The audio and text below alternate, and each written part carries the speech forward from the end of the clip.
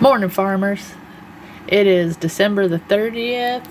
It is 10:30 in the morning. I had to look. This is a little garden update I wanted to give you on what's going on. I have been planting these seeds, these Seaberry seeds, outside several times, and I have not had any kind of success with them. So I thought, I'm going to try throwing them in this big old pot. So I threw them in this big old pot, and here they are. There's one here.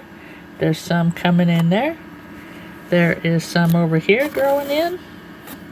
So the more of these I get to sprout and grow, the more bushes I'll be able to start with when I put them in the ground. This is Roselle hibiscus. You can see the flowers. It's flowering pretty good. I've been harvesting them. Gave a bunch away, so now I don't have hardly any for myself again, but I want to show you what I'm doing with it. These grew out in the backyard all last year, and they hadn't flowered at all, so I brought them in the house and put them under lights. Well, actually, I didn't put them under lights at first. I just had by the window there going, and it didn't have much luck. So I put some lights on them. These are the roselles. They are the flower calyxes, and this is the part that you make your tea out of.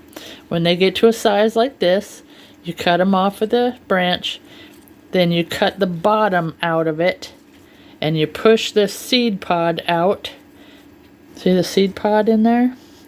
You push the seed pod out, and then you dry them. I put them on the oil radiator that's in the kitchen, that I heat the kitchen with, because I only get 5 to 7 maybe at a time.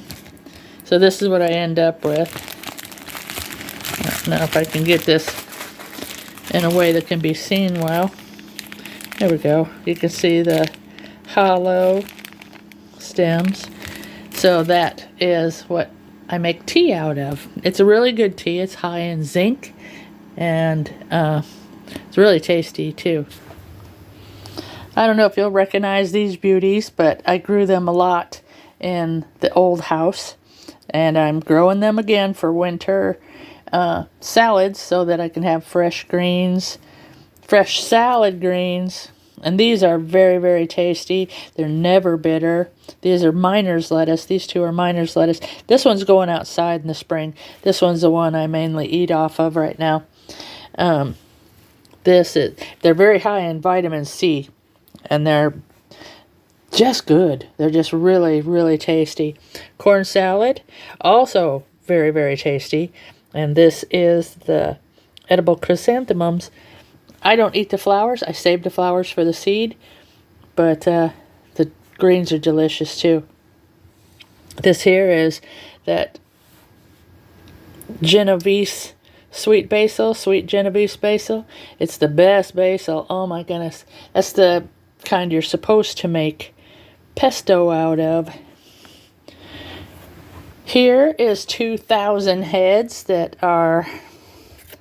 I wanted to see if I could. I had trouble with keeping that garden open. I'm working on it. I got the ducks out there now, so that's helping a lot to kill everything out there.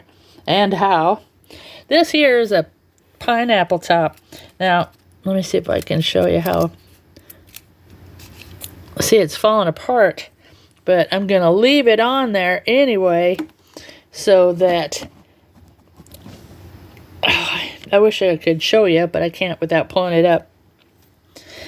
When you take the pineapple, you twist the pineapple top off, and then you peel out the bottom 4 layers of those leaves, and you'll see roots wrapped around it. And what you do is you jam the top into the soil and twist it hard. And these are gonna fall out, and they're gonna be kind of rotty looking, and I think that's supposed to be okay. We'll see if it grows. Now this next one, I'm kind of proud of this. This is American Lotus, and it's an indigenous plant to the United States. And the seeds are so hard. They are so hard that most of the time they don't sprout. Let me see if I can get it. There's a good shot. See that one of them is actually sprouting out of the 6 that's in there. Well, I scarified them. I took a file and I got through, see the different spots I filed out of these? Well, I did them in different spots, not on purpose or not to experiment or anything, just because that was the way I just happened to pick them up.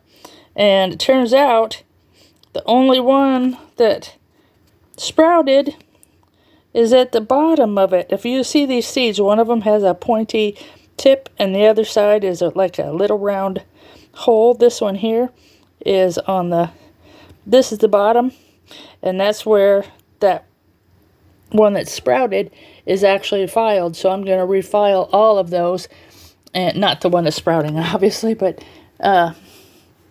we'll see what we come up with and if we can get any other ones to sprout.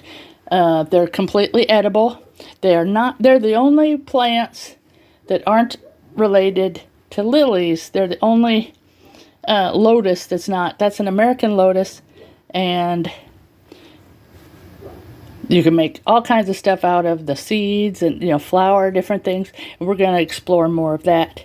So just remember, farmers, that you do a little bit, you can actually get a lot done.